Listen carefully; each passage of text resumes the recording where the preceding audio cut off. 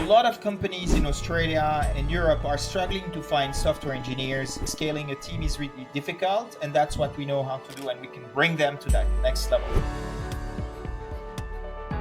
You said you help tech-enabled SMEs.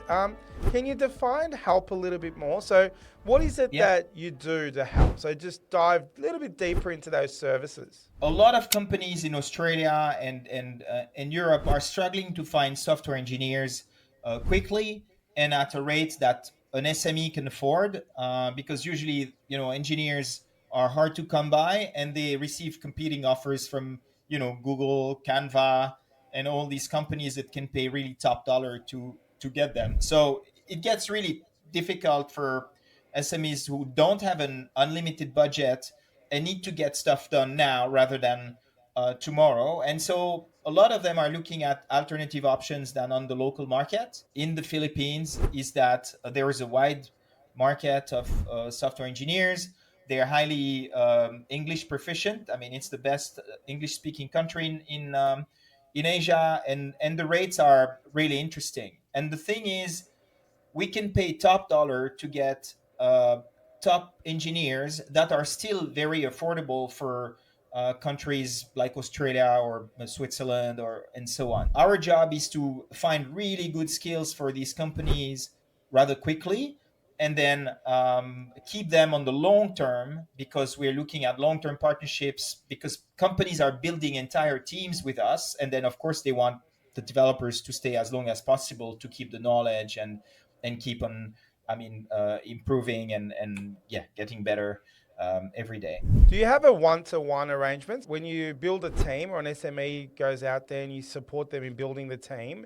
Do those employees work directly with a company? You let them run it, or do you help facilitate that software? It's a bit of a mix in the sense where we provide the talent they need, and they manage the day-to-day tasks if you want, but everything else related to HR and motivation and all trainings, all that stuff is run by us. And in some cases, we also come in and help companies improve their own processes. So because we're working with more or less mature companies, so some really know how to run their software engineering development lifecycle, so there's nothing much we can help there.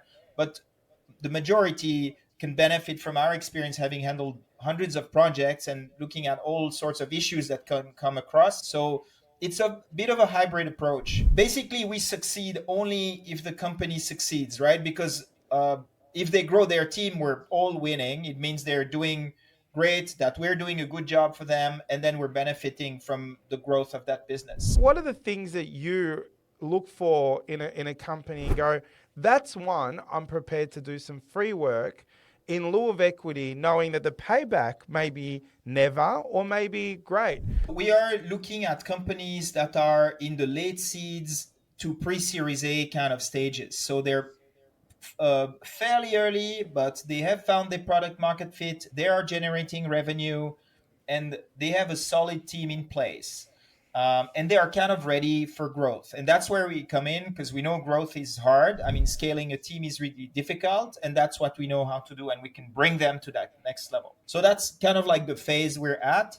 We look at SaaS companies or heavily tech enabled companies, or sometimes hardware companies that have struggles to develop their software component, because some are really good at building the software, but their hardware, but then when it comes to enabling themselves to deliver their services through a platform becomes difficult. So that's kind of the first thing. The second, we're looking at how is the team composed, how many founders, what are their expertise. So we're not looking at usually fresh grads that come out of school. We're looking at people who have been around, understand the industry they're tackling, or have some serious experience.